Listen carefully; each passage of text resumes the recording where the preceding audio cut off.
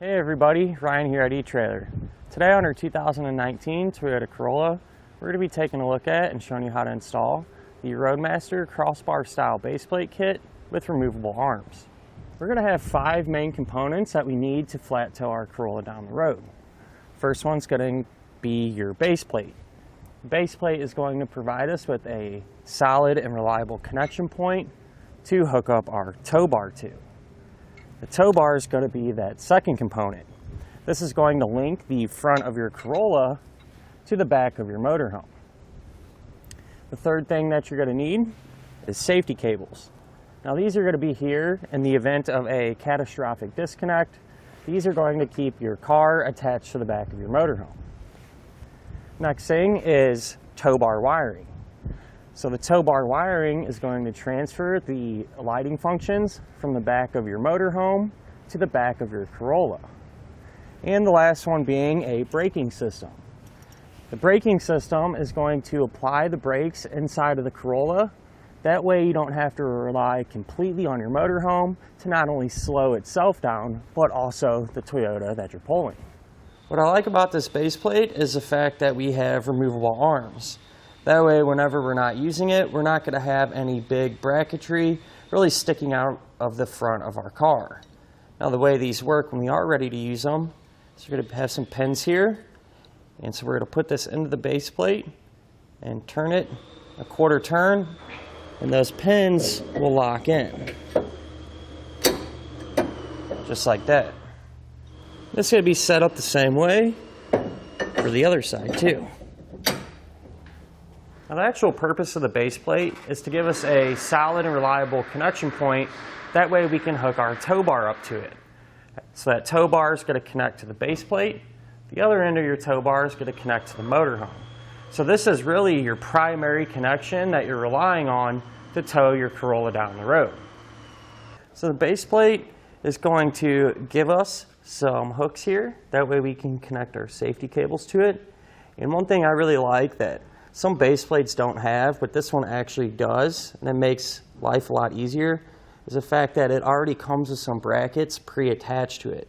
So that gives us a really good spot to mount our breakaway switch for our braking system, as well as our connector here for our tow bar wiring. Now, one of the things some of our customers did say they were a little bit nervous about was taking the fascia off the front of our Corolla to get our base plate installed. But in all honesty, there's only a handful of fasteners, and it more or less just snaps right off. It's not a big deal. Speaking of which, let's go ahead and do that together now. Speaking of our install, we're going to need to remove our front fascia. So you go ahead and pop the hood, and we're going to start by removing these 3 fasteners here along this front edge. The ones on the corners will be plastic pushpin style, just like this.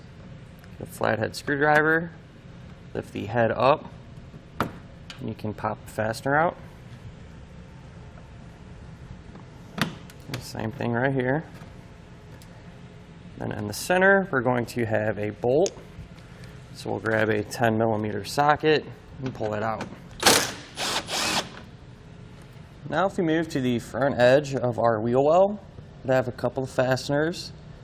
This top one will be a really small pushpin style.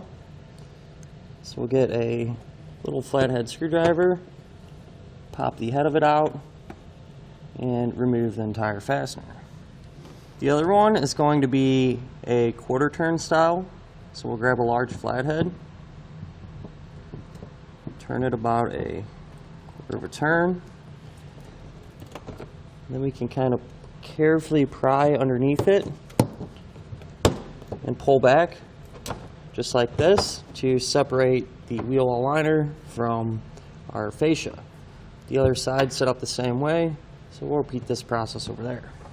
Now underneath our front bumper, we're going to have 6 10mm bolts that's attaching the splash shield to the lower part of the fascia itself. So we'll go ahead and pull all those out.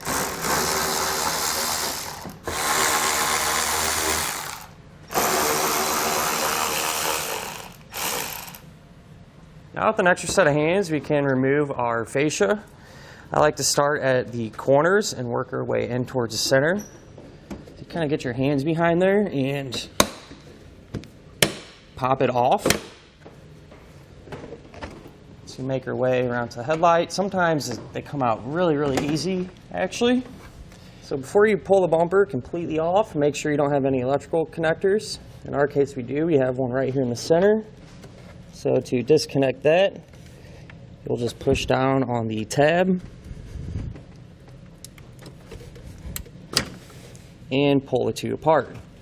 Now if you work our way along the edge below our headlight, we're also going to have one more down here on each side of our fascia.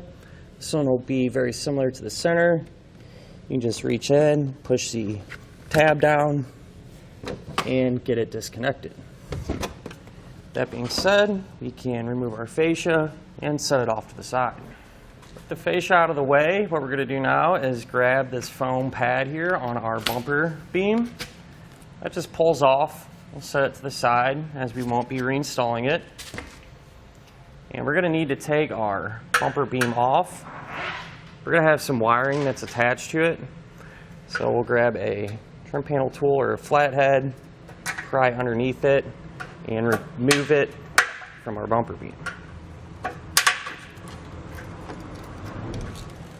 So our bumper beam is going to kind of wrap around on our driver's side, and there's going to be 4 holes here, and in those holes there are going to be 14mm bolts. So we'll need to pull those out. So you grab a socket and extension to get them removed.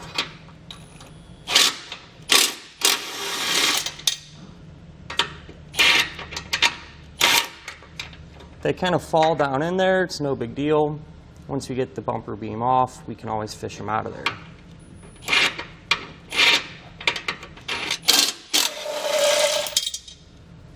And if you work our way around to the front of the car, again, 2 more 14mm bolts.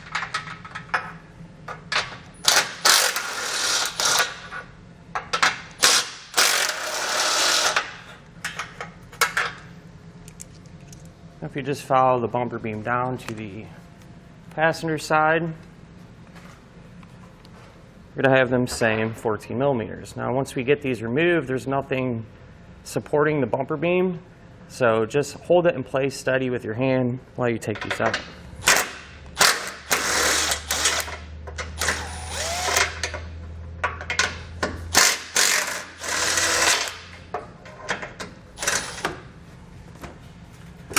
Grab it, work the beam off, and for this piece over here on the driver's side, this would be a push pin fastener. We'll pry underneath the head, pop it out, then we can slide that off and set it to the side as well. We're going to have these plastic air dams, and we're going to take these off, and these more or less just kind of snap in to the body. Kind of just pull them out, or take a flathead or trim tool to help kind of pry them if they don't want to pop right out. Take it off, set it to the side. We won't be reinstalling it, and we're going to do the same thing for the passenger side. Now we can grab our base plate and put it on the front of our vehicle. What we're doing is these holes down here are going to line up with these openings down here. So we'll kind of work it into position. One side will slide in real easy. The other side may kind of get hung up. So if that happens to you, what we're going to do is just loosely secure this side so we can kind of pry that other side in. So we're going to take a 2-inch bolt from this large flat washer. Put it through here. Get it to pass through our base plate. And on the other side of the bolt, we're going to take a flat washer, a split lock washer, and a nut. And we're just going to get a few turns started temporarily. That way it'll help support this side of our base plate. So on this side of the base plate, if you try to push it, it kind of gets hung up on this little lip right here. So what we're going to do is grab a pry bar to just kind of help work it over that lip.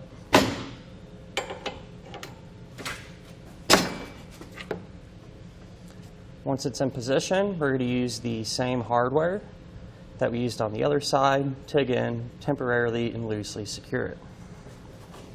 So with those bolts loosely installed, right away you'll notice that they're going to kind of interfere with our splash shield. And so we're going to trim it.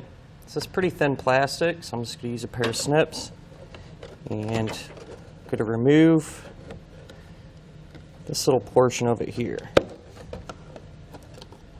Get that cut out and do the same thing on the other side. Now we can temporarily reinstall our bumper core. That way we can get everything lined up. Do that the same way that we removed it. Slide it onto the studs and reinstall the nuts. Now it can be a little tricky to get your fingers in there and get them tightened up, so I'll just grab a socket and extension and get them on that way.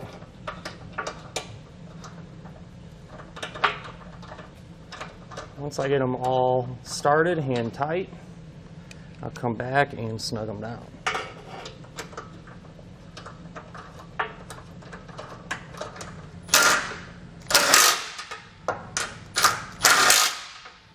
Now what we can do is temporarily secure our U-bolt.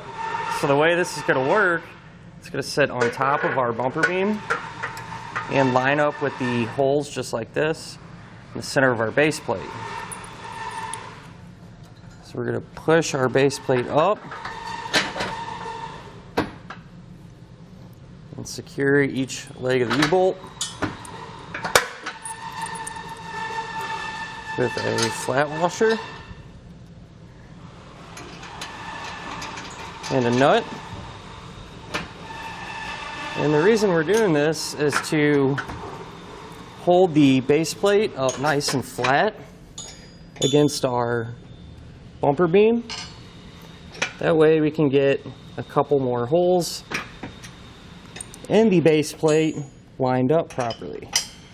So I'll get both sides going hand tight. Then I can come back with a wrench and tighten them down evenly. That way the base plate sits up nice and flush against our bumper beam.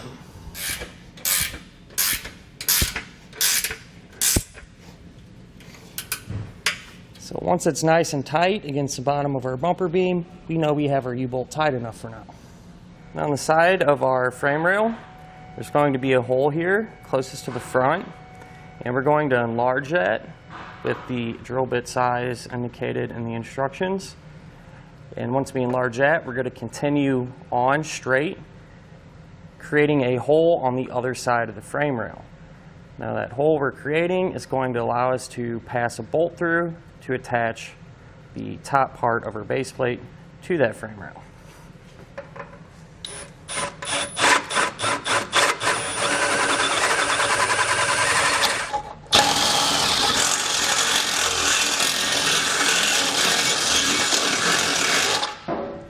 With the hole now created, we can take our long bolt and again another thick flat washer, put that on. We're going to pass that bolt all the way through to the other side. Make sure it passes through the opening in our base plate. Take a flat washer, a split lock washer, and a nut. And again, we're just going to get a couple threads started on it to help keep the base plate in position. And we're just going to repeat this same process over on the other side. Now that we know our base plate is all lined up, what we're going to do is take off our U-bolt here. Then after that's out of the way, we can again remove our bumper beam. That way we can get the other smaller portion of the bumper beam that goes onto the driver's side in place.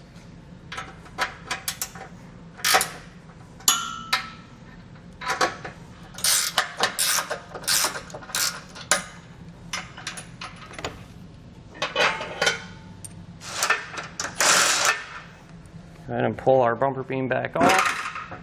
Just set it to the side for a moment. Now we can reinstall our brace over here on the driver's side using the same hardware that was originally holding it in place. Use that same technique, holding the bolt with the socket and extension. Pass it through and line it up. So I'll get all 4 of them started, and I can come back and tighten them all down.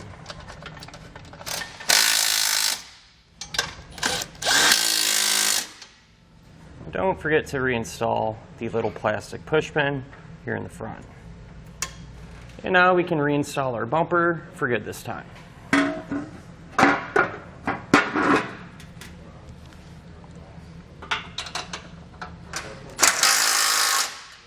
Now once your bumper beam is all tightened up, you can reinstall our U-bolt.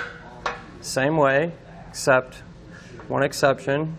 We're going to put a bead of Loctite onto the threads. Just slide it back in place.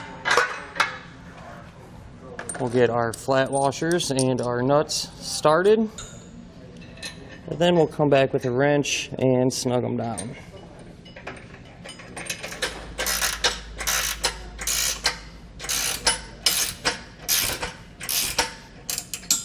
Now we can tighten up all of our other base plate hardware, but before you tighten it, you want to make sure to grab your red Loctite and put a bead on all of the bolts that are securing our base plate.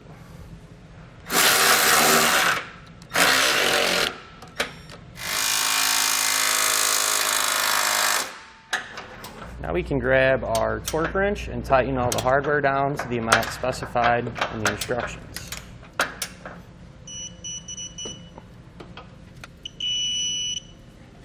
With everything torqued down now, we can just re-secure our wiring to our bumper beam. Let's just push into the openings. And now would be a great time to install and work on some of your other flat toe components, such as your diode wiring and your braking system, because with the fascia out of the way, we have a lot more room to work, and it just makes life a lot easier. If you already have those components installed, you would simply trim your fascia to the diagram and instructions and reinstall it in the opposite order that we removed it. Now we can go ahead and trim out our bumper according to the instructions in our diagram. So I went ahead and just used a marker to kind of give you an idea of what that diagram should look like and where we need to cut. This is relatively thin plastic, so I'm just going to use a pair of snips to get the majority of it out. Then we can always come back with a file or anything to clean up any rough edges. And keep in mind, this is kind of just to get us started. We're going to cut both sides and then loosely test fit our bumper on the front of the car to make sure that all of our components are going to be accessible and pass through.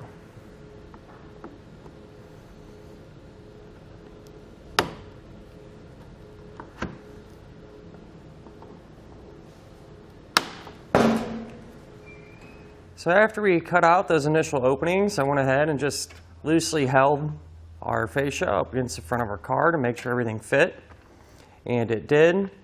But I did just take out a little bit more to make it a little easier to access. And while I was there, I also created an opening for our diode wiring connector here in the center. Now once you know the openings are going to work for you and they're the correct size, what you can do is take a file or even a Dremel tool like this and kind of just work around those edges just to kind of smooth them out and help clean up our install look. Now with an extra set of hands, we can reattach our fascia the opposite way that we removed it. With that being said, you don't want to forget to plug in your electrical connectors that we disconnected. So we'll have one on each side and then one in the center. And then we can go ahead and just line it all back up.